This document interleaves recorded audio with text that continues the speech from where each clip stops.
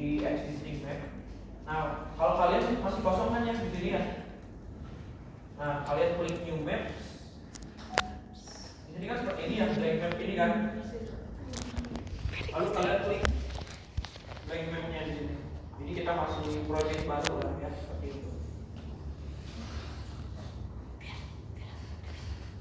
Sudah? Blank mapsnya diklik. Blank mapsnya diklik. Oke.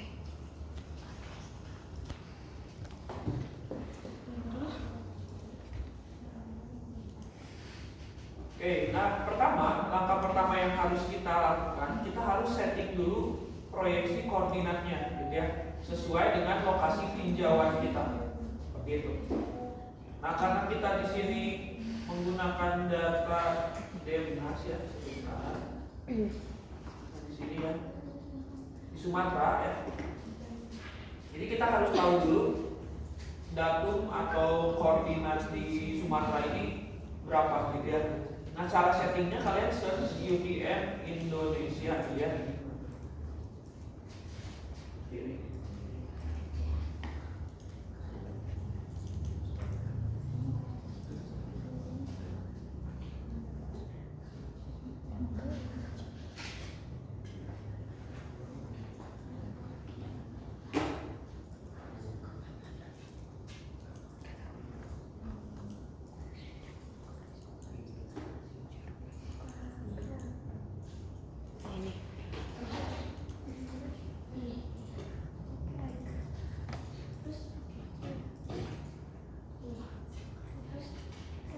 Nah, pertama kita harus tahu dulu sistem proyeksi koordinatnya. Jadi kita akan menggunakan sistem proyeksi koordinat UTM, gitu ya. Di mana sistem proyeksi koordinat ini digunakan untuk mengubah permukaan bumi yang melengkung menjadi bidang datar agar dapat dihitung secara matematis. Jadi nanti ketika kita ingin menghitung luas daerah aliran sungai, gitu ya, lalu panjang sungai, itu kita harus proyeksinya terhadap UTM terlebih dahulu. Jadi dari yang bulat gitu ya, kita ubah menjadi datar seperti itu. Oke, nah karena di sini lokasi studi kita ada di Sumatera Utara ya, di Danau Toba, jadi kita masuk ke zona 47N ya. Nah di sini ada N, ada S. Apa itu N dan S? N itu adalah north dan S itu adalah south ya, atau selatan. Gitu. Jadi kita akan menggunakan sistem proyeksi koordinat UTM 47N, gitu ya. Nah, kalau misalnya nanti kalian lokasinya misalnya ada di Papua ya, oh berarti 53S, gitu ya. Jadi disesuaikan dengan koordinat UTM ini. Nah, sekarang kita buka lagi ke ArcMap ya. Bagaimana cara untuk setting proyeksi koordinatnya? Itu kalian klik kanan layernya di sini. Sudah klik kanan layer? Lalu ke properties. Sudah ke properties. Nah, di sini kalian nanti akan muncul ada favorites ya, ada geography coordinate system dan ada projected coordinate system ya. Sudah muncul. Oh, ininya kalian ganti dulu coordinate system ya di atasnya. Iya. Sudah? Sudah, Pak. Kalau sudah kalian klik yang projected coordinate system. Nah, di sini akan muncul nih. Ada ARC ya, ada continental, ada country system, ada Gauss-Kruger, national grid, polar ya, dan lain-lain. Kalian cari UTM. Ada UTM. Klik lagi UTM. Nah, nanti ada Afrika, Asia, ya, Europe, Indonesia, Malaysia, dan lain-lain. Nah, jangan kalian pilih yang Indonesia, tapi pilih yang WGS 1984. Gitu ya. Jadi kalian pilih yang WGS 1984 gitu ya. Jadi WGS 84 itu adalah sistem referensi koordinat geodetik ya, standar global yang digunakan untuk pemetaan, navigasi, dan GPS. Jadi singkatan dari World Geodetic System. Jadi orang geodesi lah ya.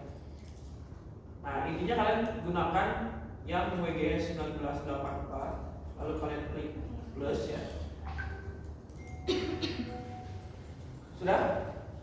Muncul di sini Northern dan Southern ya. Pilih yang Northern karena kita tadi menggunakan 47N ya. Pilih yang Northern, nanti kalian pilih yang 47N ya. 47. WGS 1984, UTM zone 47N.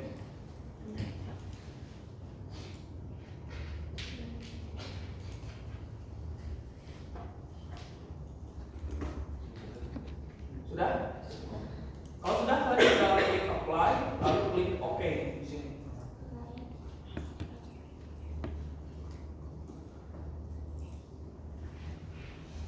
Nah, berarti ini ArcMap-nya sudah disetting ke sistem proyeksi koordinat UTM ya.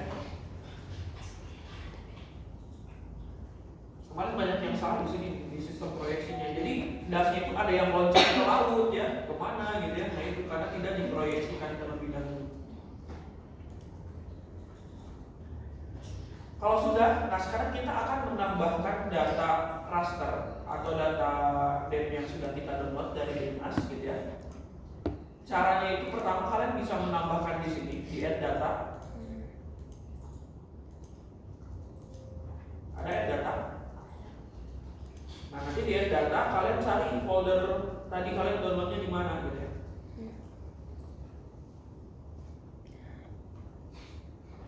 Nah kalau misalnya tidak ada foldernya kalian pilih ini nih, connect to folder. Ada connect to folder. Connect to folder, kalian cari tempat tadi kalian menyimpan data Dinas. Jadi nanti otomatis akan apa ya, terlink lah ya dari ARIS ini ke folder kalian. Jadi tidak sulit untuk mencari folder. Biar di connect dulu ya, connect to folder.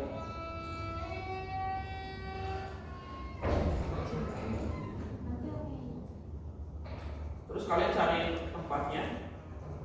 Nah nanti kan seperti ini ya, ada di Dinas ya.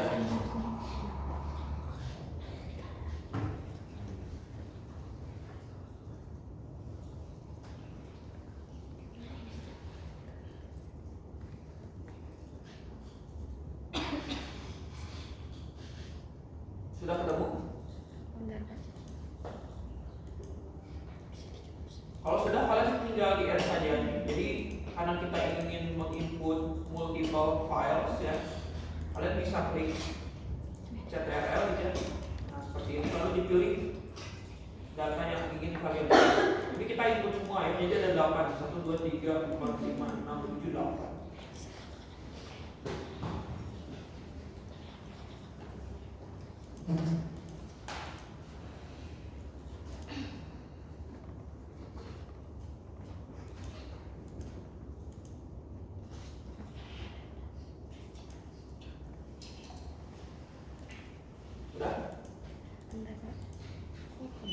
Nah, selanjutnya kalian bisa klik add di sini, gitu ya.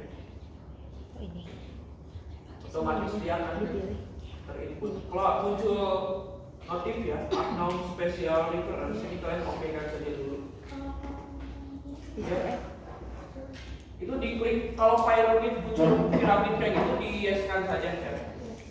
Ini gimana? Di checklist yang bawahnya itu otomatis. Biar semuanya ya. Yang bawahnya checklist juga? Di bawah checklist aja. Jadi di klik yes otomatis dia akan. Oke.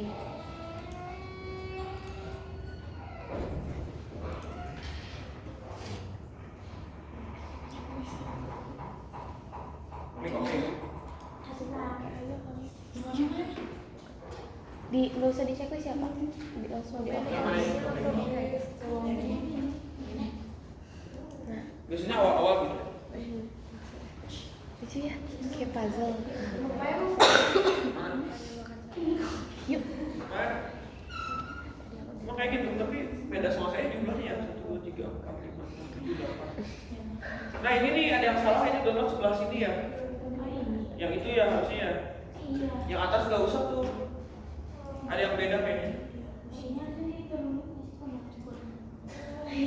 Salah download tuh. Kalau yang ini harusnya.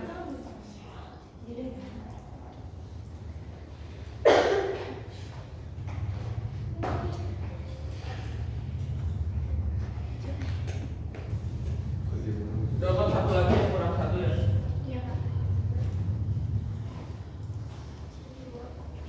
Nah, sekarang kalian bisa lihat di sini.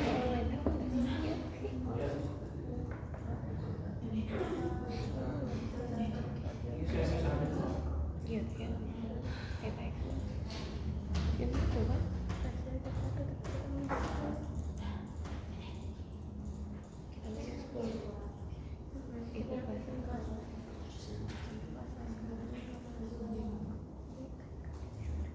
Nah, jadi data Demnas ini merupakan data yang menampilkan informasi dari elevasi ya. Jadi kalian bisa lihat di sini.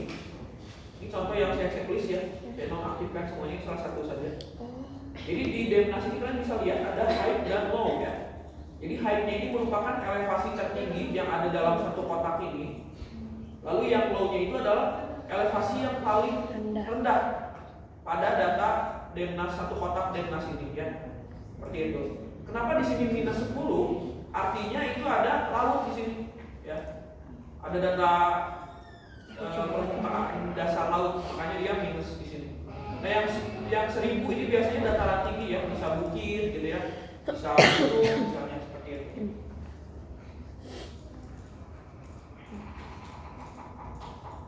Ya. Nah, tiap Demnas ini pasti berbeda nilai height dan low-nya ya. Gitu. Jadi tergantung dari kondisi permukaan bumi pada data Demnas tersebut. Kebalikan. Kalau zoom in kayak gini, kalau zoom out gini.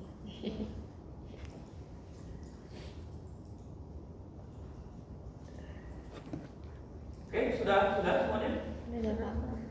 Kalau sudah, sekarang kita akan menggabungkan grid kotak-kotak ini menjadi satu file gitu ya, seperti ini. Jadi nggak terlihat kotak-kotak seperti ini lagi gitu ya. Nah, caranya adalah kalian bisa ke search di sini, di samping sebelah kanan itu ada search ya, di bawah katalog. Ada nggak? Ada Pak. Oke. Tapi ada nggak ada? Kalau yang nggak ada, di box yang di atas ini nih, yang kosong aja kalian klik kanan, nanti kalian ada search kalau masalahnya. Cari. Kalau nggak ada di atas ini nih, di bagian ini ada search ya atau Ctrl F.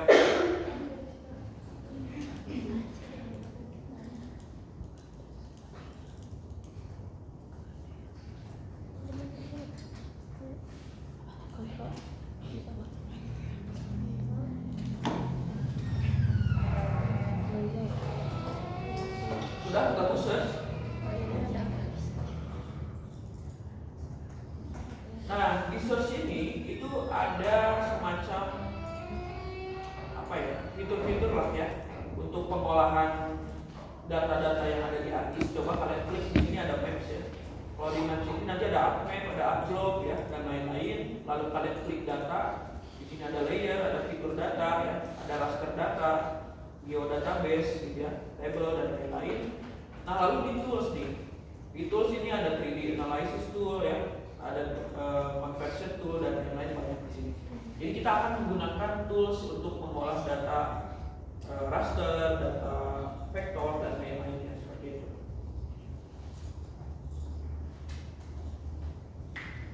Sudah?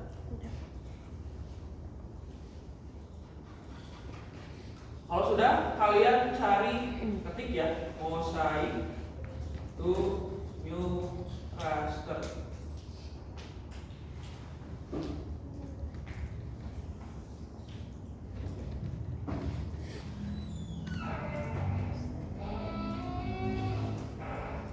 Ada mosaic to new raster. Kalau nggak muncul berarti salah ketik atau typo. Nanti akan muncul di sini tools-toolsnya ya.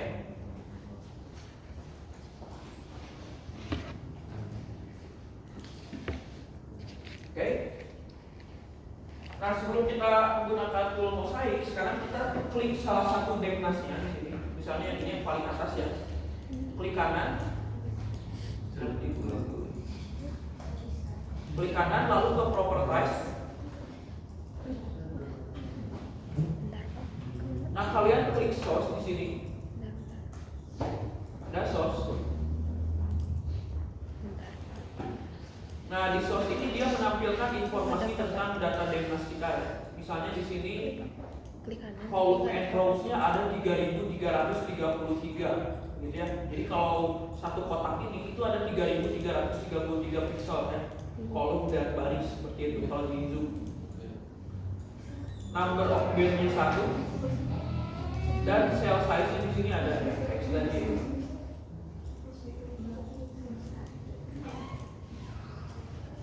Nah, yang paling penting di sini ada ini nih ya. Ada pixel type dan ada pixel depth. Gitu ya. Ini yang harus kalian ingat. Nah, di sini pixel type-nya itu adalah floating point dengan pixel depth 32 bit ya. Seperti itu. Nah, ini harus diingat ya. Jadi ketika nanti kita menggabungkan data depth, nanti dia minta pixel type dan pixel depth-nya. Jadi di sini pixel type-nya floating point dan pixel depth-nya 32 bit gitu ya. Seperti itu. Oke, sekarang kita gunakan mosaic to new raster. Jadi kalian pilih yang paling atas di sini. Mosaic to new raster yang data management ya. Ini kita klik.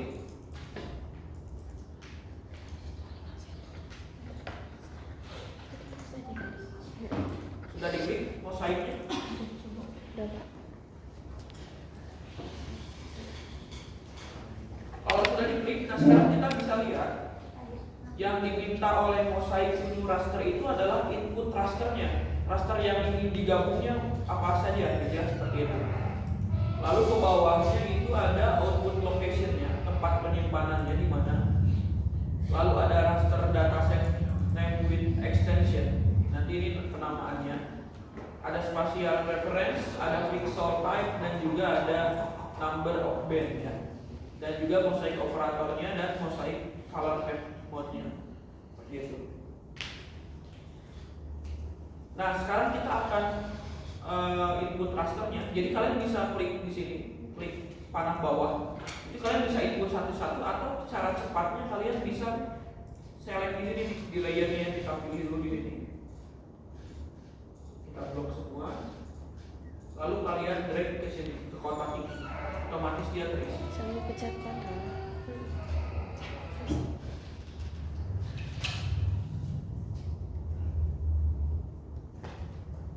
Bisa, oke. Kalau urutannya nggak masalah ya, mau kebalik atau gimana, yang penting ini filenya terinputkan semua. Sambil ke sini.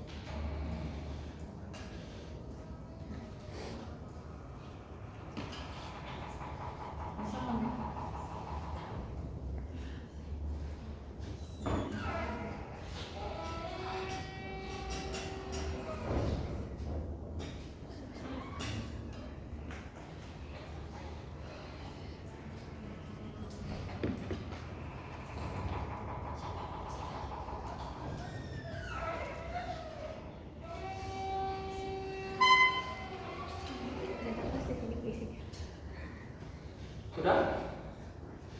Ada yang belum? Udah. Kalau sudah, sekarang kita masuk ke output location. Jadi kalian klik di sini, ada gambar folder seperti ini. Itu kalian klik. Nah, kalian cari folder penyimpanannya mau di mana gitu ya. Nah, kalian bisa buat folder baru di sini, new folder. Apa ya? Kasih nama ya, misalnya di kelas C misalnya gitu ya. Kita klik C. Nah, diklik foldernya, folder yang barunya, lalu kalian klik add di sini.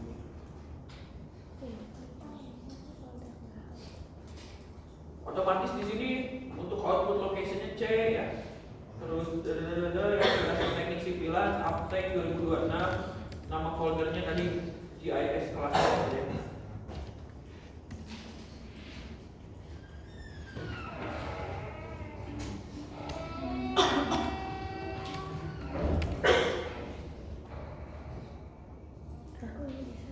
Gimana sih? Gini cuy. Ini cuy. Yang situ tulisannya. Enggak, begini aja. Situ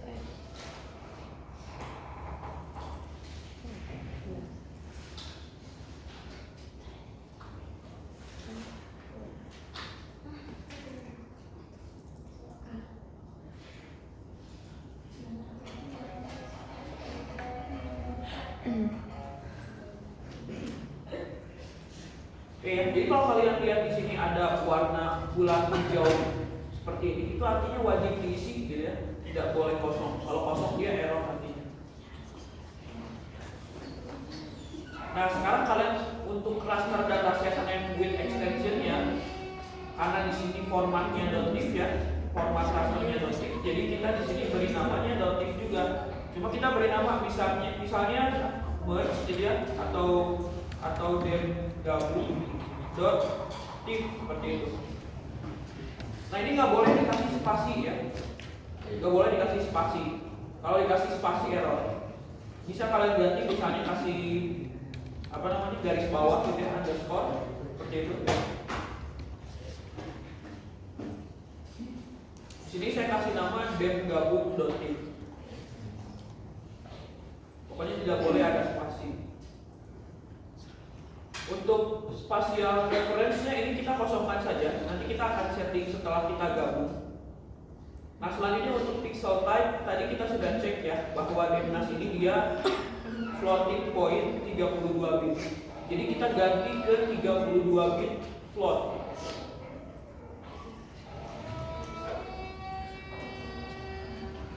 Gitu.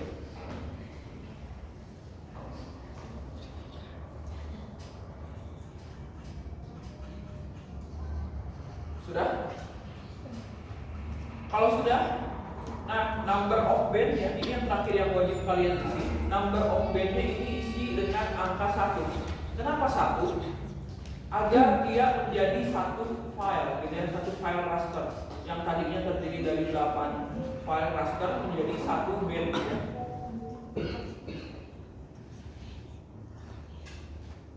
Untuk mosaic operator dan color mapnya ini kalian default saja, tidak usah diganti, lalu kalian klik OK. Gimana? Udah. Nah kalian di sini bisa lihat ya ada globe sedang berputar, ini artinya sedang proses gitu ya. Udah, semuanya udah. Oke.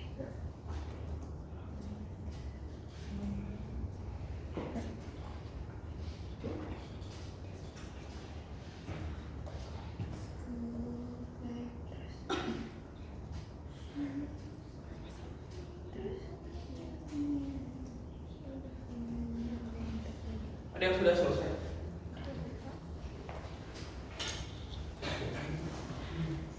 Bisa belum Arbisnya? Kenapa?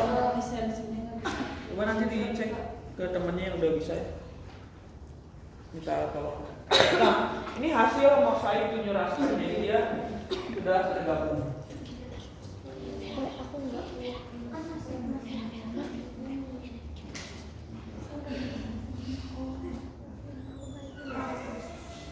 aku nggak bisa sih.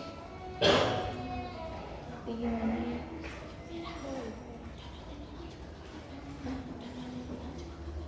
Tegar, coba nih, tegar. Kok bisa gini, Vi? Digimanain tadi? Diklik gininya aja. Ini saya nonaktifkan dulu ya.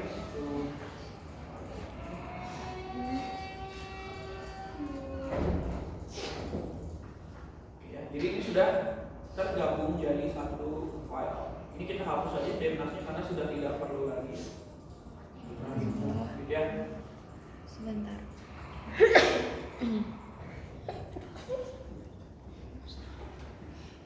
Oke, nah kalau sudah kita cek lagi dem gabungnya ke properties.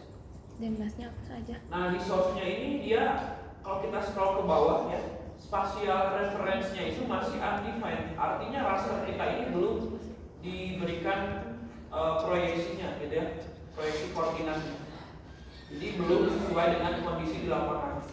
Aksi koordinat sistemnya juga masih tidak diketahui ya, seperti ini. Nah sekarang kita akan proyeksikan dulu untuk dem-nya. Kayak lukisan ya? Pertama kalian cari ke search, selalu ketik define projection, gitu ya.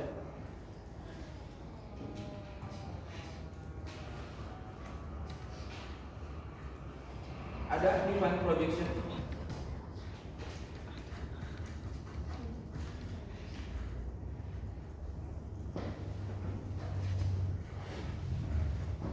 Nah kalau sudah, pilih yang ini nih, yang kedua, define projection data management ya. Nah sekarang kita input datasetnya yang ini dan gabung ini, kita input, kita drag ya di sini. Nah di sini koordinat sistemnya kan dia masih unknown ya, masih tidak diketahui. Kalian pilih yang geografik, gitu ya. Nah ini hati-hati ya, di sini banyak yang salah nih kemarin. Jadi untuk yang define projection ini, itu kita harus ikatkan dulu ke proyeksi global ya, ke geografik. Jadi pilih yang geografik, lalu pilih yang Word ya. Pilih yang Word. Pilih WGS 1984. WGS 1984. Lalu kalian klik OK ya. Setelah itu kalian klik OK. Nah ini kan hilang ya, seperti ini. Hilang ya. Hilang. Nah banyak yang panik kemarin, wah filenya hilang kok. Itu klik kanan di sini, lalu kalian klik zoom to layer. Karena dia kan sudah kita ikatkan dengan ke proyeksi global, gitu ya. Jadi dia akan menyesuaikan dengan global, gitu ya, global. Jadi lokasinya ini nanti udah sesuai. Nah cara untuk ceknya, ya, mengecek apakah file ini sudah benar dengan kondisi real di lapangan, itu kita bisa klik ini, ya. Nah di sini ada lihat data, ada klik panah bawah, itu kalian klik add base map. Lalu kalian pilih, misalnya kita mau menggunakan imagery ya, kita klik add. Jadi kita akan menambahkan backdrop ataupun peta dasar, gitu ya.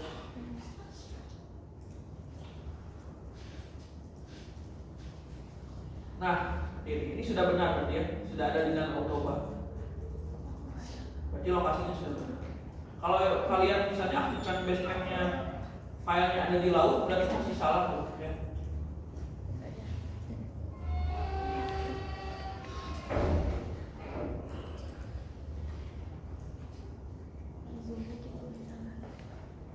Zoomnya kebalik. Ada yang masih di laut ininya? Atau sudah benar di Sumatera Utara?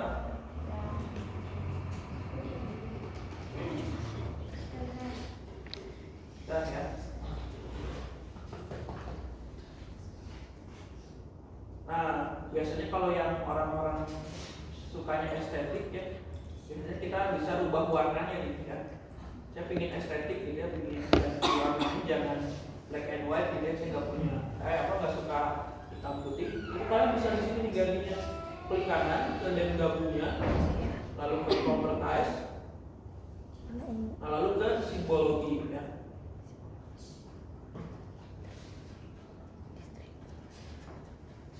Nah di simbologi ini kalian bisa ganti warnanya nih. Kita ganti, misalnya saya mau ganti yang ini ya. Lalu fill set-nya akan saya aktifkan biar agak terlihat bagus lah ya. Apply lalu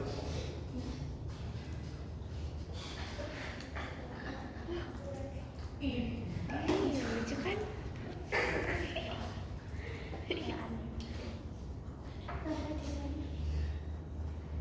kayak jadi ini bisa terlihat yang warna merahnya itu adalah daerah pegunungan atau daerah kita. Yang hijaunya ini adalah daerah rendah.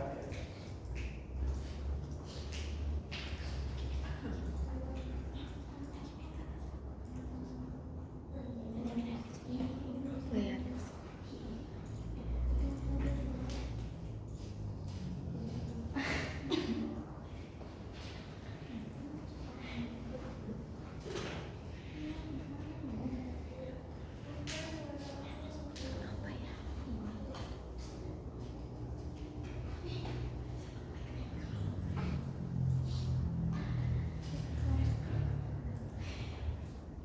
Oke, sudah berhasil. Ini ada warna putihnya bukan salju sih ya. Memang ini yang paling tingginya warna putih gitu ya. Jadi yang putih ini daerah pegunungan.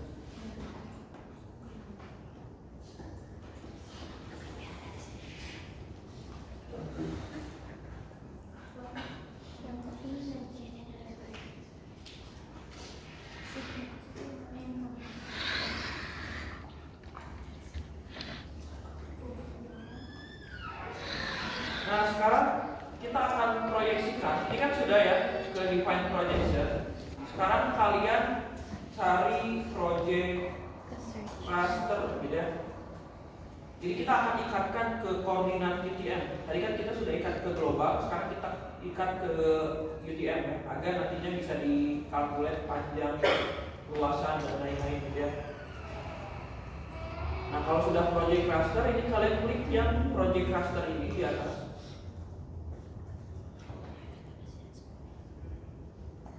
Lalu kalian input lagi yang dem gabung ini. Nah untuk output raster datasetnya ini kalian cari folder yang tadi, misalnya di mana ya? Di mana? Nah di sini ya foldernya. Nah diklik foldernya, tapi di sini kita bukan memilih foldernya lagi, tapi input namanya, misalnya dem project dot gitu. Udah bentar, Pak. Lalu kita klik save.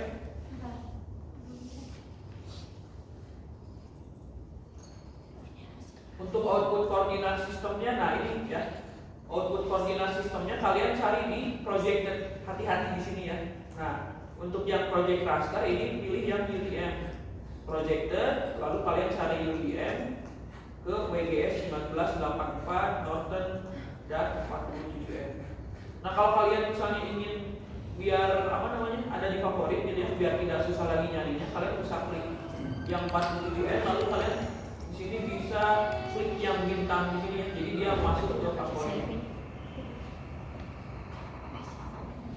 Lalu kita klik OK. Setelah itu kita klik OK lagi.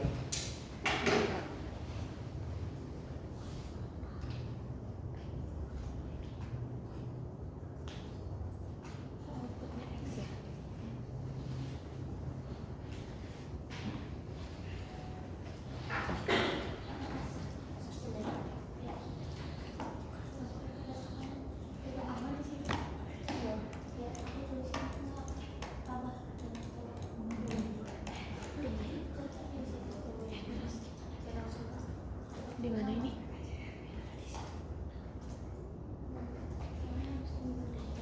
Nah ini sudah berhasil ya.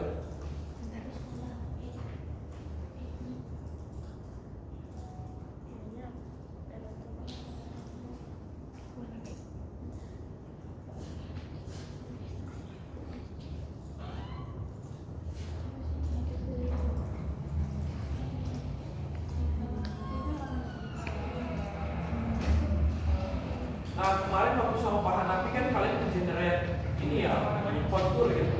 Nah dari data DMNAS ini kita bisa generate kontur juga gitu ya. Kalian ke search lalu cari kontur ya. Kontur ya. Nah kalian pilih yang 3D analyze gitu ya. Lalu kita input dem-nya yang projected. Lalu kita pilih tempat penyimpanannya, kontur interval misalnya 15 meter gitu ya. Nah untuk kontur ini karena dia garis, jadi data outputnya itu adalah vektor. Nah vektor itu formatnya adalah .shp ya. Jadi .shp gitu. Intervalnya kita masukkan misalnya 15 meter gitu ya. Lalu ini nggak usah ya. Kita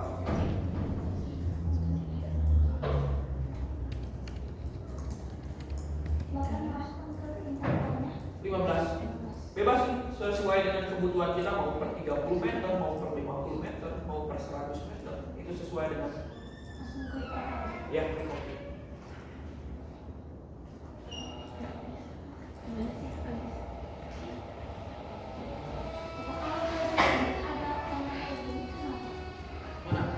Kalau itu gagal artinya project clusternya gagal.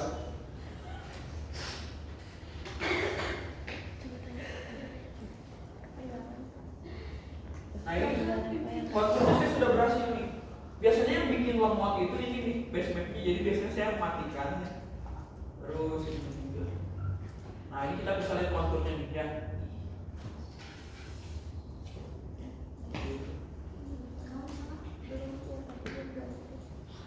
Nah ini nanti kalau kalian misalnya untuk membuat geometrik jalan, tinggal kalian Buka aja di itu tuh file SAP-nya ya di DWG ya.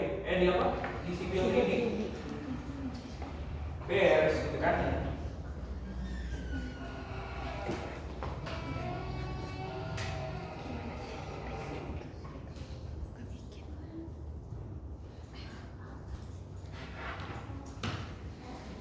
Ketinggalan.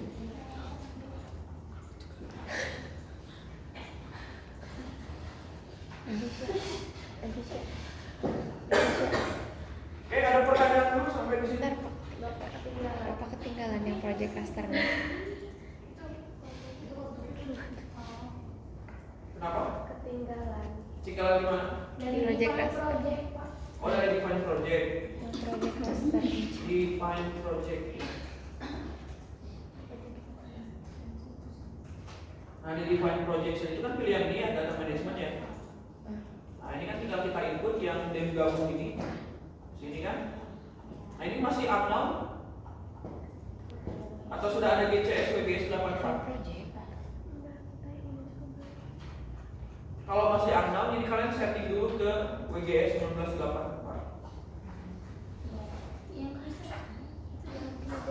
Project cluster kan? Define project ini udah, jangan di project cluster. Project clusternya belum. Oh, project clusternya belum. Kalau define project ini udah GCS WGS.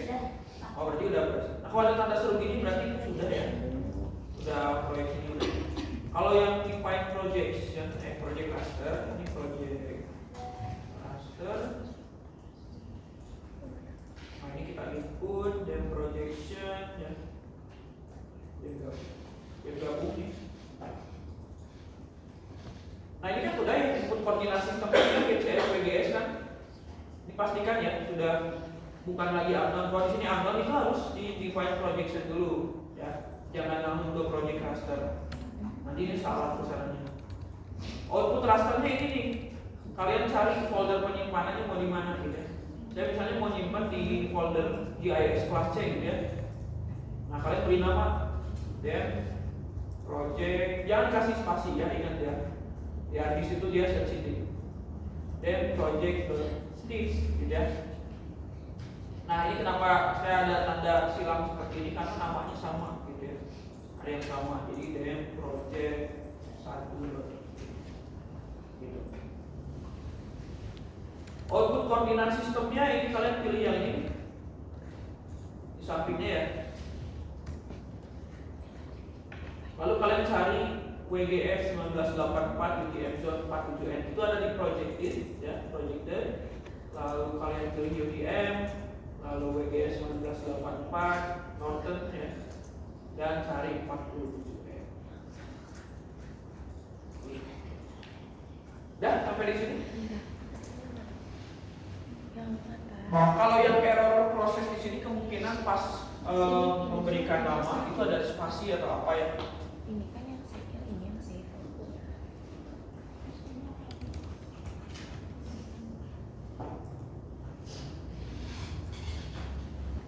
Terus project coordinate system udah kan ya? Udah. Sudah sampai di sini? Bentar.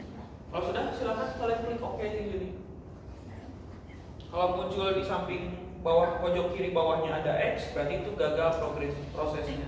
Kemungkinan pas kalian memberi nama di sini itu ada spasi atau misalnya tidak menambahkan format ininya ya, .div-nya seperti itu.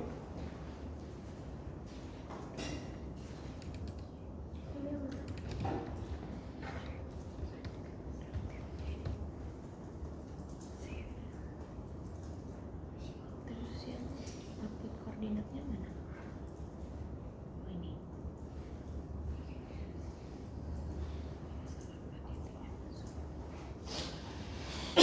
Silakan sampai sini dulu, ada yang masih error. Bentar. Bapak udah ini tuh ke mana? Apa? UTM? Iya UTM ya. Di sini kan. Ya. Terus yang Itu apa? Define atau project raster? di yang project cluster. Kalau project raster, pilihnya yang projected, jangan yang geografik. Coba ke project raster lagi. Ini ya. Coba input lagi. Ingat ya, kalau di define projection itu kita yang geografi GCS WGS 84. Kalau yang di project raster itu yang UTM projected pilihnya. Banyak yang salah kemarin di sini juga. Kesananya nanti salah. Makanya harus hati-hati di sini nih. Ini apa? Di pengaturan sistem proyeksinya. Oke, tinggal pilih ini. Oh yang ini. Di koordinat sistemnya itu belum ya. Oh ini. Nah, cari projected UTM WGS 84 Nortonnya 47N cari. Makasih Pak. Ya, harus hati-hati di sini nih. Ini step yang sangat krusial ya, karena banyak kesananya salah ya. Di sininya salah, kesananya salah. Bisa loncat nanti ininya ke laut kemana gitu.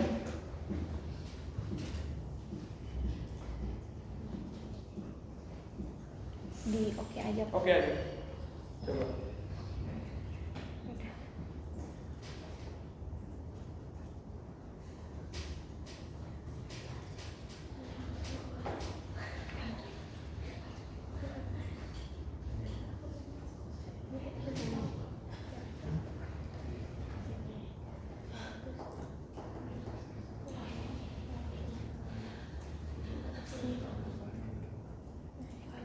Itu konturnya udah pakai yang project raster, udah pakai yang project UTM. Ya. Soalnya kalau masih pakai apa namanya dari yang belum di project raster, nantinya itu belum terikat konturnya masih sampai, belum bisa diukur panjang jaraknya dan lain-lain. Nah kalau sudah, nanti kan muncul nih file baru ya, yang dari project ini yang udah di project raster. Yang ini yang bisa dinonaktifkan nih yang lainnya gitu ya. Nah nanti ke depannya kita akan menggunakan file yang dari project ini. Seperti ini.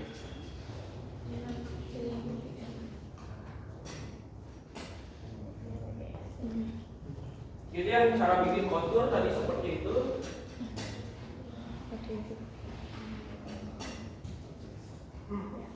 Jadi ke kontur ya.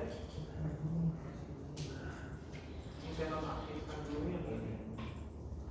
Nah, untuk yang kontur pilih yang 3D analyze, lalu masukin rasternya di sini yang sudah di project ya.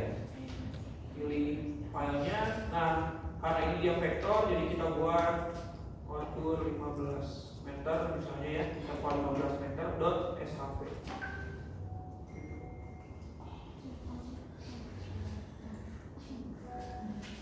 Udah tinggal input intervalnya kita mau berapa meter, jadi konturnya mau 50 meter, mau 15 meter, kita input di sini. Jadi kontur interval ini adalah berdasarkan jarak di antara garis konturnya, gitu ya, seperti itu. This can be any positive number, jadi harus positif nilainya. Udah oke, itu. kecil.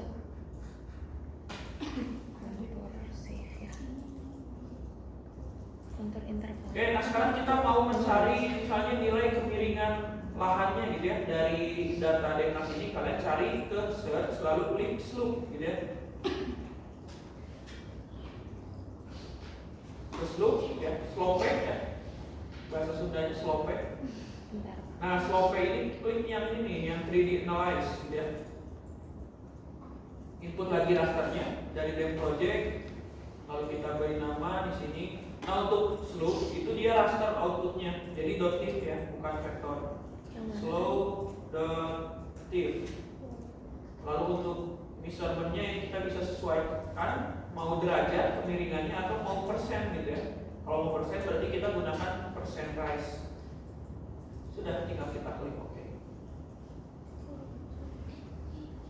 Sebentar, aku masih mau dibuat.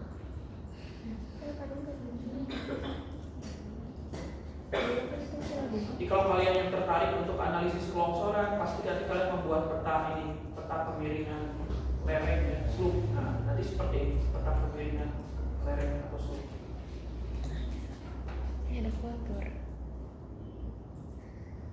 Ya, ini ada angkanya nih, yang warna hijau itu kemiringan 0 sampai 9,38% ya.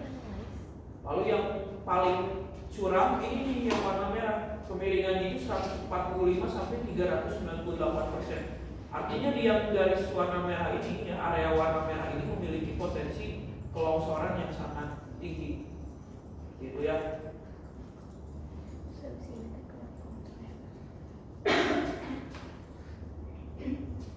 Untuk analisis kelongsoran, kalau kalian tertarik di seminar kalian.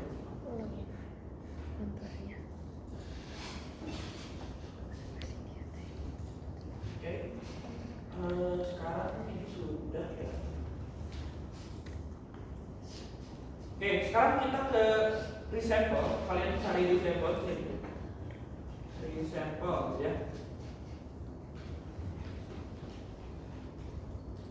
Ada resample. Nah, kalian klik yang resample ini. Oke. Nah, jadi resample itu kalau kita lihat di sini, sense the spatial resolution of your raster dataset and set rules for aggregating or interpolating values across the new pixel size.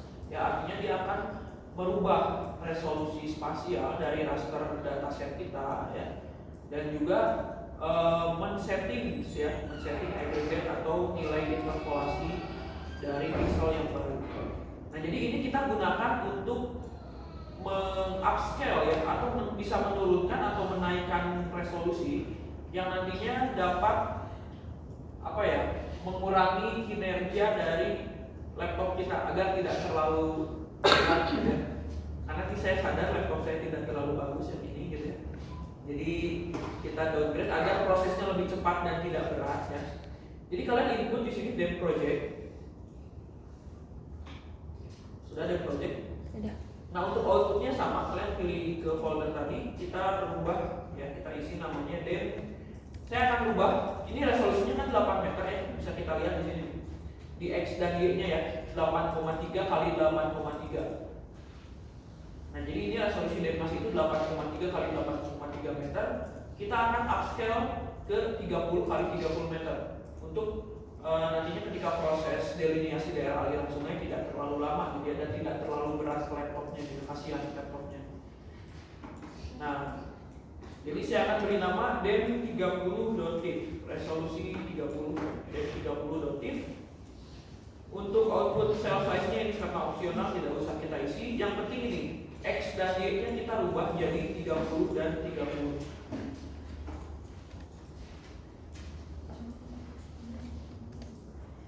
Kalau sudah, kalian klik OK di sini.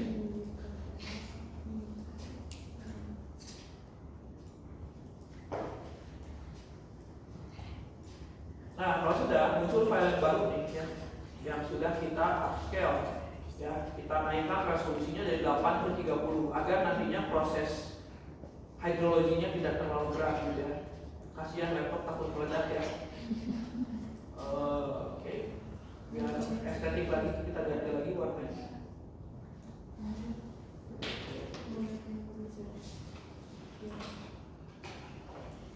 Nah, bisa terlihat enggak? Ini filternya lupa.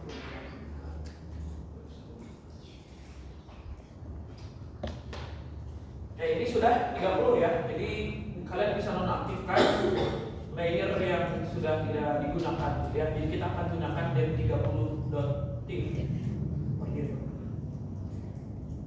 Kalau kalian tidak melewatkan tahapan resample ini, nantinya ke laptop kalian berat gitu ya. Kalau yang laptop gaming itu suara kipasnya langsung bunyinya kayak turbin, kayak mesin ini ya, mesin truk gitu ya.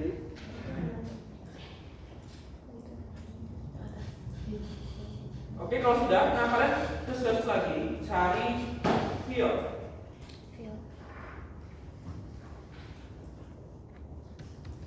Sebelum kalian masuk field ya, coba kalian ke geoprocessing dulu.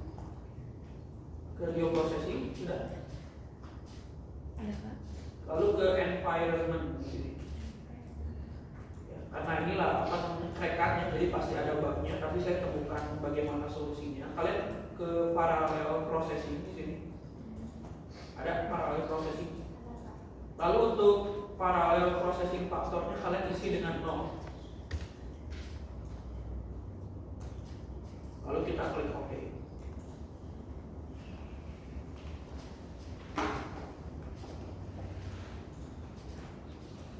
sama ini ya, coba kalian buka ke mana ya? Ke customize, klik customize, lalu ke extension. Pastikan ini di checklist semua.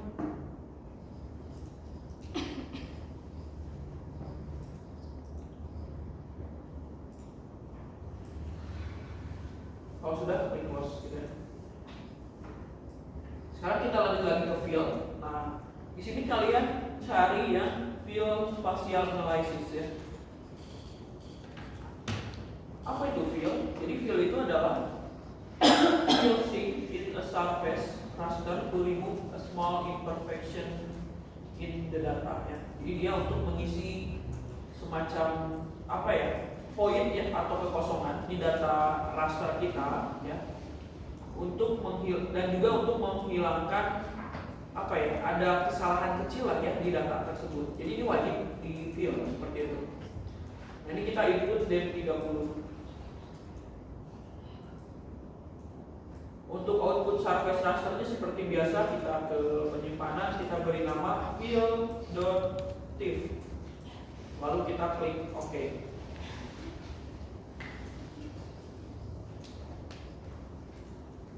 Oke, sudah selesai. Sekarang kalian bisa bandingkan raster yang sebelum dan sesudah di fill. Kalian bisa lihat di sini, yang sebelum di fill itu untuk height-nya sama ya, 2451. Tetapi untuk flow-nya ini berubah dari -10 menjadi -6, gitu ya. Nah, berarti sudah ada proses pengisian data pixel ya, yang kosong. Kalau kalian tidak di fill, ini pasti error nanti ke depannya. Oke, sudah. Kalau sudah fill, kita masuk lagi ke flow ke flow direction ya. Jadi kita akan menentukan arah aliran, gitu ya. Kalian ketik flow direction.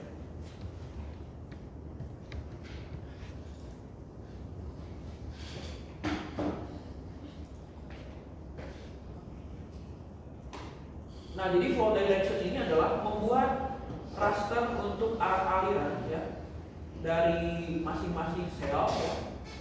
Seperti itu using D8. D8 itu adalah arah mata angin. Arah mata angin itu ada 8 ya. Ada utara, selatan, tenggara, dan lain-lain. Pokoknya jadi untuk arah aliran ini berdasarkan arah mata angin. Seperti itu. Multiple flow direction ya. Nah, kita input untuk field-nya. Jadi yang diinputnya adalah field. Lalu outputnya ini kita beri nama FDR. Saya singkat aja lah, FDR flow direction berarti. Ini masih raster outputnya.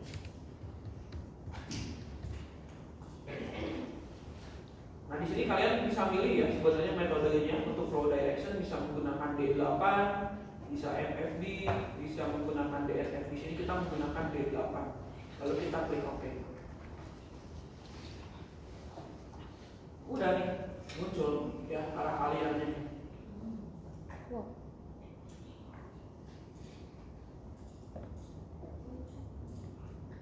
Nah, ini sudah terdefinisikan arah aliran.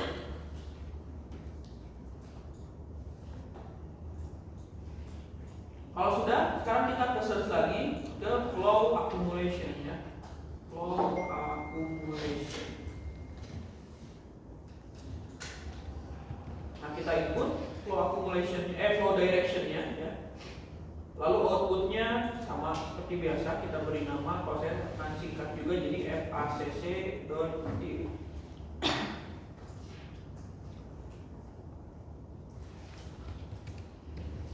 Lalu kita klik OK lagi. Nah, flow accumulation ini untuk menganalisis air yang terakumulasi ya, seperti itu berdasarkan flow direction. Ini agak lama ya, biasanya flow accumulation itu kurang lebih 5 menitan. Ya tergantung dari luasannya ya, luasan dari DEM-nya, seperti itu. Kita sambil tunggu dulu. Kalau laptopnya bagus bisa juga sih ya. Kalau saya laptopnya sebentar jadi adalah. Saya biasanya kalau proses kayak gini di komputer jarang pakai laptop.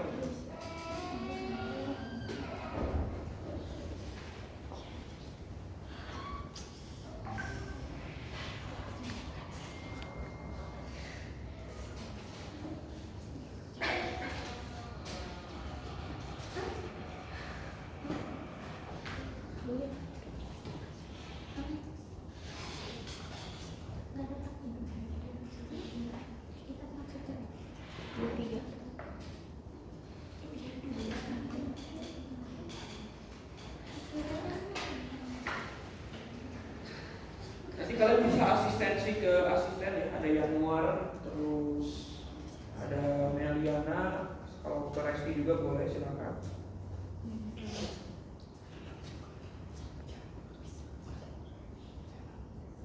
Agak lama biasanya flow formulation. Nah terus harus dicek juga nih di flow direction itu harus seperti ini. Jadi 1, 2, 4, 8, 16, 32 ya. 64, 98, jadi kelipatan. Ya pokoknya inilah. Kalau sudah seperti ini sudah benar gitu. Itu udah jadi flow ACC saya. Kalian bisa lihat di sini ada titik-titik spot putih. Ini sebenarnya kalau kalian zoom itu adalah aliran sungai, gitu ya. Kalau di zoom itu adalah aliran sungai. Ya, nah ini kan aliran sungai ya. Kalau di zoom. Nah, cara agar aliran sungai yang lebih kecilnya muncul, kita harus setting juga. Misalnya saya flow directionnya akan mengaktifkan karena kita tidak perlu lagi ya. Nah, cara untuk setting flow accumulationnya kalian klik kanan. Sudah berhasil belum? Udah. Sudah? Flow accumulationnya? Kalau sudah kalian klik kanan, flow accumulation. Lalu ke properties. Sudah? Udah, Kak. Kalau sudah kalian ke, nah ini ganti ya dari stretch ke classify.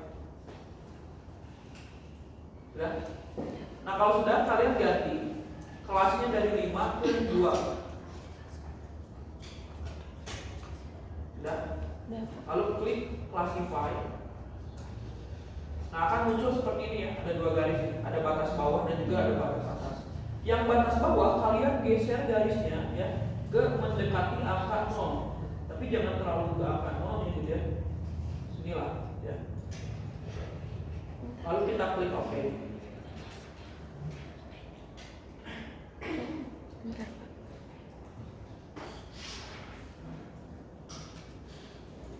Nah kita klik OK sudah.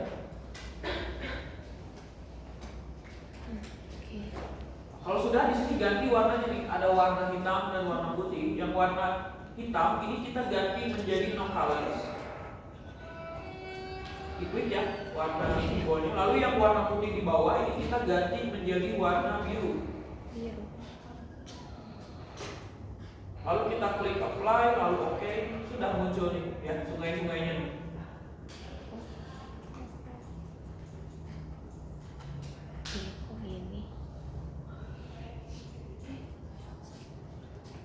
Sungai-sungainya muncul ya.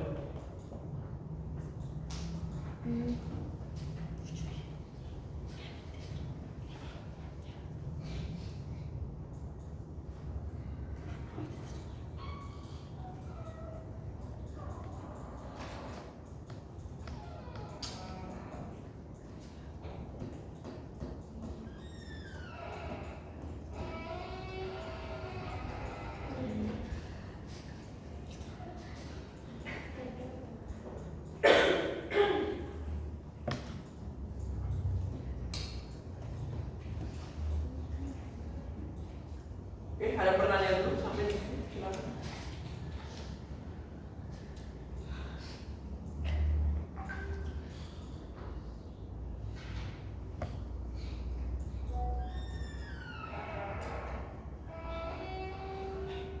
Oke, kalau sudah sekarang kita akan mendeliniasikan daerah aliran sungai ya.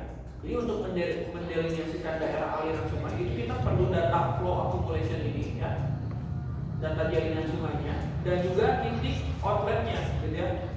Titik outletnya ini bisa berupa pertemuan sungai atau misalnya rencana titik bendung ya, bangunan air yang kita rencanakan bendung misalnya, lalu bendungan dan lain-lainnya seperti itu. Nah misalnya di sini di mana ya? Misalnya saya mau buat bendung nih ya di sungai di sini, di bendungnya itu. Nah saya mau buat bendung di sini nih, di titik ini. Lalu kita zoom di sini. Pertama kita ke drawing ya. Ada drawing kan di kanan? Bentar. Kalau nggak ada di klik kanan di sini di toolbarsnya, lalu kalian di checklist draw dan editornya. Kalau nggak ada drawing. Sebentar. Editor. sama draw. Oke. Nah, misalnya saya mau membuat bentuk di sini nih ya. Klik dulu nih. Di sini ada rectangle ya, ada gambar kotak. Kalian ganti ke marker di sini.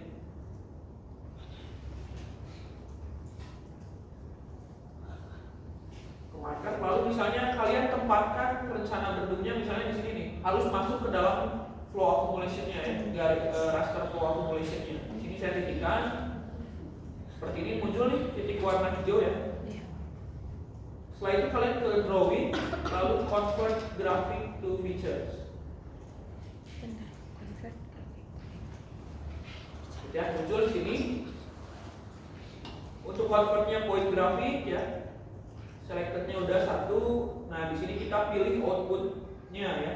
Kita pilih outputnya, lalu kita pilih, misalnya di sini kita beri nama outlet dash gitu ya.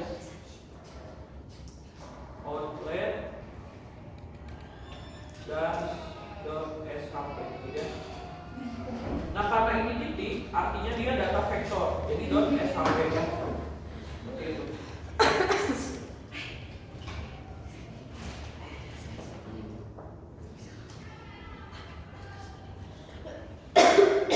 Setelah itu jangan lupa di sini di checklist automatically delete graphic after conversion-nya. Lalu kita klik OK. Nah, setelah itu akan muncul do you want to add the export data to the map SQL layer. Ini kita klik yes ya. Sudah, di sini kita temukan titik delineasi. Sudah sampai di sini. Bentar Pak, pas mau save-nya error Pak. Oh, kenapa ya? Oh, kan udah boleh ada spasi kan? Iya, udah Pak. Di sini kan drawing ya, terus convert grafik to feature kan? Iya. Terus coba saya buat lagi. Ini kalau convert grafik to feature, ininya .shp, jangan .in, karena ini vektor.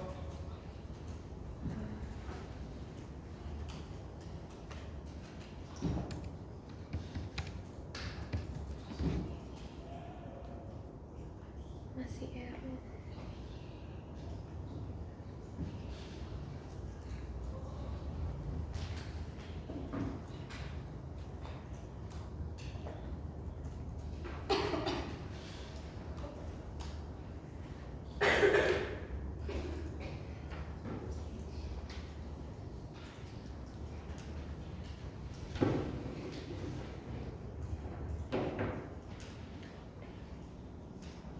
Sudah? Udah Pak.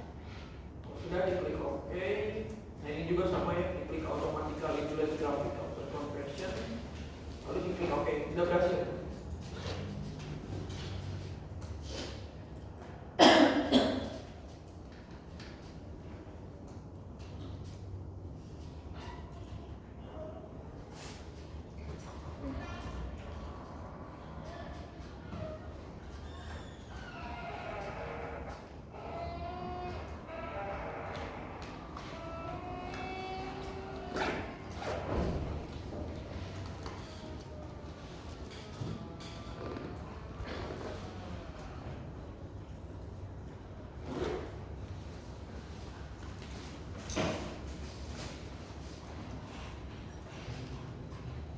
Oh, berhasil ya. Kalau sudah berhasil, sekarang ke dua tahap lagi nih. Belum. Selanjutnya ke tahap snap Belum berhasil Pak. PowerPoint.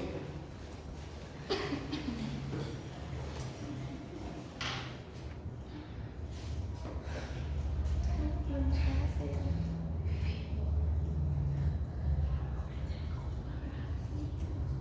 Yang itunya. Yang ada. Kalau sudah ke snap PowerPoint ini kita klik ya. Nah, ini kita input untuk yang pertama, ini kita input yang ini outlet dash-nya. Lalu input flow accumulation FACC ya. Ini kita beri nama snappo.zip gitu ya. Lalu kita klik OK. Udah tuh. Jadi yang titik ini dia akan berubah menjadi hitam ya, satu kotak ini. Tadi kemana sih? Kalau sudah kita delineasi gasnya dengan cara ini tahapan terakhir nih, water slab ya. Slab apa tadi? Slab apa? Ikut flow directionnya, Slab apa? lalu ini FDR.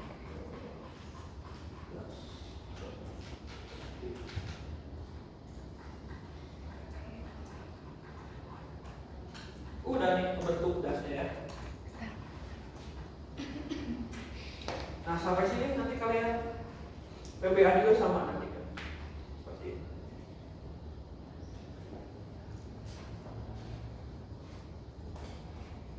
Terus inputnya mana tadi?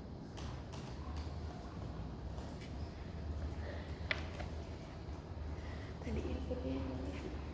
Ada yang ingin ditanyakan dulu?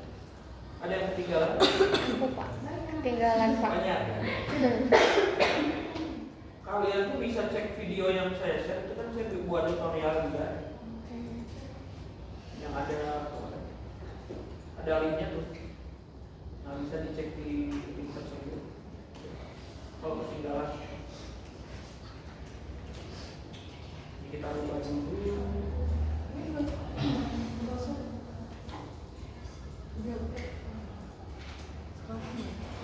Oh, kalau misalnya yang snap PowerPoint itu yang input keduanya pakai yang mana? Itu keduanya apa di situ tulisan? Simulation. Flow. Oh, yang Dimintanya. simulation raster ya? Iya, snap ya, snap PowerPoint. Iya. Snap. Oke.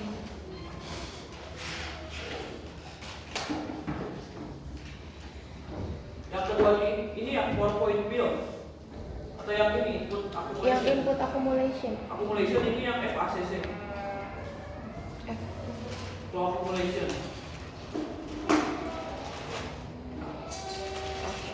Yang jaringan sungai ini. Oke.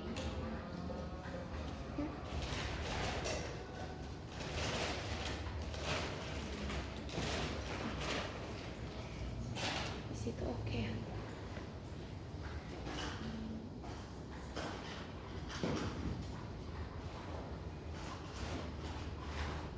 Udah. Yang terakhir tuh apa?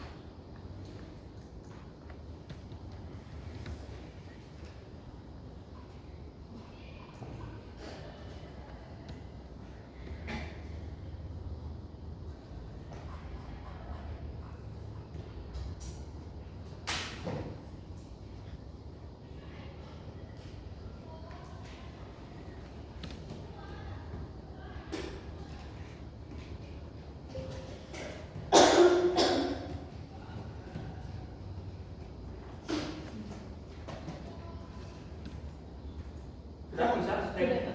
Oh sudah ke water set. Ke water set. Ya. Nah untuk water set ini input yang pertamanya flow direction ya, FDR ya. Bentar Pak. Lalu yang keduanya ini kita input yang snap PowerPoint-nya. Yang ketiga ini penyimpanannya di mana ya, output raster. Setelah itu kalian klik oke.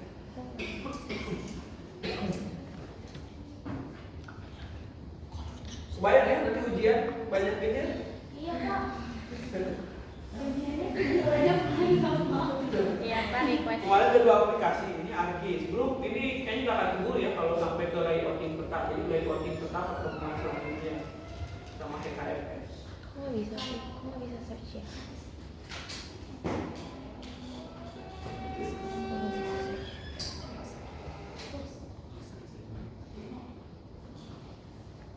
Kalau udah sampai perempuan aja boleh tuh. Nggak bisa, ngapain ya? Ini kita baru 3 aplikasi sama ArcGIS 2 lagi tuh. HKMS. Ya nanti, ya nanti. Makanya Aku sebelum nggak bisa di search ya. Aku banget Pak. Aku nggak bisa search.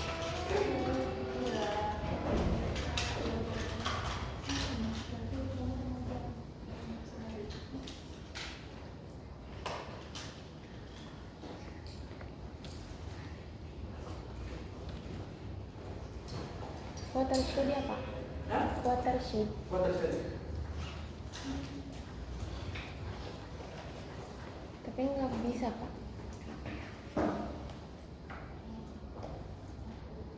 Ini kita tinggal ganti ya, biar bisa diukur luasannya raster to polygon. Jadi kita akan ubah dari data raster menjadi data vektor ya, agar nantinya bisa dikalkulasi luasannya. Ini kita input lalu das.sr.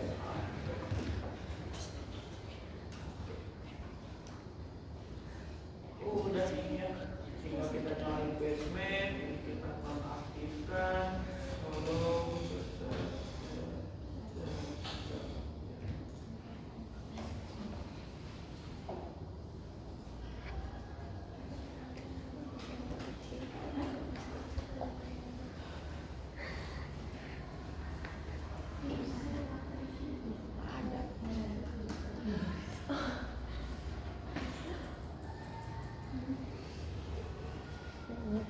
ini adalah daerah aliran sungai ya. Jadi daerah aliran sungai itu daerah yang dibatasi oleh gunung bukit ya.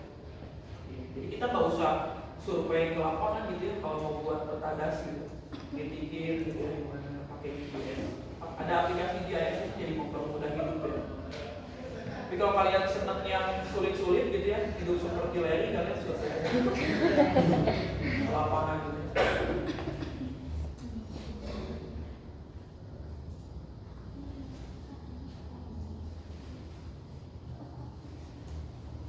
Karena saya berusukan ke hutan juga ya, untuk survei pembangkit listrik tenaga air. Sampai bawa apa namanya, golok ya untuk membuka rumput pernah.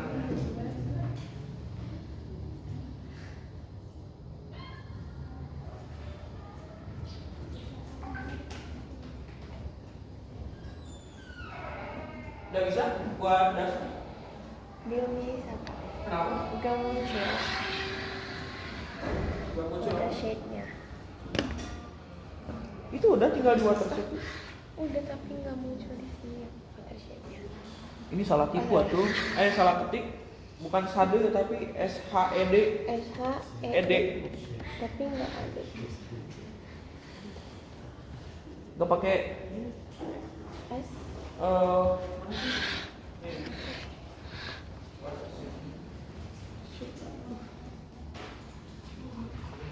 Watershed. Ini nulisnya nih. Oh. SHND.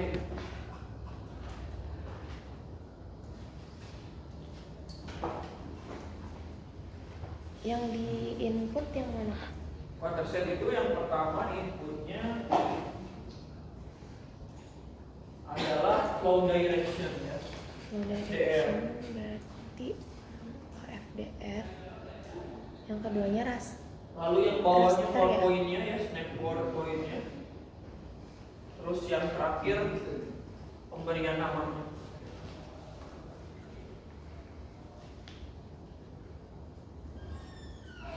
Kalau raster tuh yang FACC ya Pak? Yang mana? Yang kedua. Yang kedua ini masukin yang snap core-nya. Yang snap core point. Oh. Jadi watershed ini adalah untuk mendeterminasi ya area yang memberikan kontribusi dari sel yang kita titikkan di sini gitu ya. Nah, titik di sini itu yang memberikan kontribusinya adalah di daerah ini, atau daerah aliran sungai. Udah aktif ya Pak? Ya. Tinggal diklik oke. Udah. Gimana nih ujian nanti? Baru sedikit ini belum Argis juga masih 15%-nya. Baru das doang kan, belum nanti layouting petanya ya. Udah. Tapi kakak tingkat kalian sudah berhasil. Sudah berhasil? Udah Pak. Nah kalau sudah berhasil, kalian convert dari raster ke polygon ya. Caranya ke search, lalu cari raster to polygon gitu ya. Polygon. Pilih yang atas ini, raster raster to polygon. Di input ini yang watersetnya ya, input rasternya, lalu penyimpanannya di mana, output polygon picture-nya, dan klik simplify polygon ya. Inputnya yang das ya Pak? Yang dasnya. Oke. Terus convert.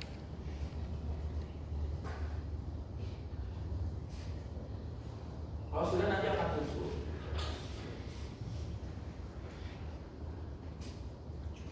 Jadi nanti untuk menghitung debit seperti di mata kuliah drainase itu kan CIA ya. C-nya itu adalah koefisien tutupan lahan atau koefisien runoff, I-nya intensitas hujan, A itu luasan. Nah, A-nya ini diperoleh dari ini, gitu ya. Jadi nanti debitnya adalah koefisien runoff dikalikan dengan intensitas hujan dikalikan dengan nilai luasan dasnya, dapat nilai I atau debit. Debit sungainya berapa, gitu ya. Ini warnanya lucu ya. Kalau sudah tinggal ganti aja warnanya, nanti di sini diatur ya. Silakan sesuai. Kalau saya pakai hollow, lalu ketebalannya diatur 2, misalnya warnanya warna merah. Oke. Terus kalau kita mau mengkalkulasi luasnya, ini tinggal kita klik kanan dasnya ya, yang sudah jadi polygon. Lalu kita buka open attribute table. Nah, ini adalah data attribute ya. Jadi data attribute itu ya data-data informasi untuk lokasi ya, nama dasnya, lalu luasannya dan lain-lain. Cara untuk menghitung luas dasnya di sini kita tambahkan field baru. Ada add field ya.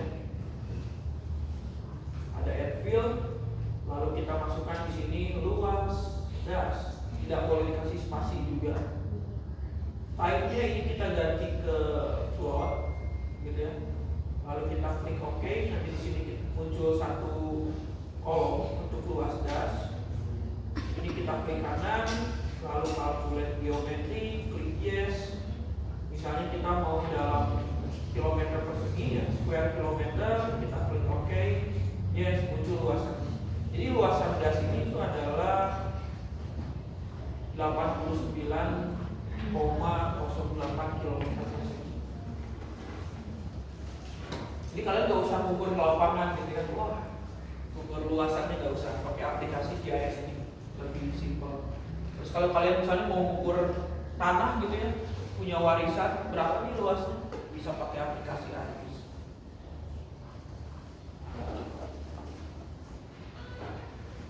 Oke, ada yang ingin ditanyakan dulu? Sampai di sini. Yang ARGISnya belum, coba nanti temannya yang berhasil bisa minta bantuannya untuk instalasi. Pak, kalau misalnya titiknya di luar dari Apa? kalau titik yang hijaunya tuh di luar dari Ya nggak apa-apa. Memang di situ berarti outlet.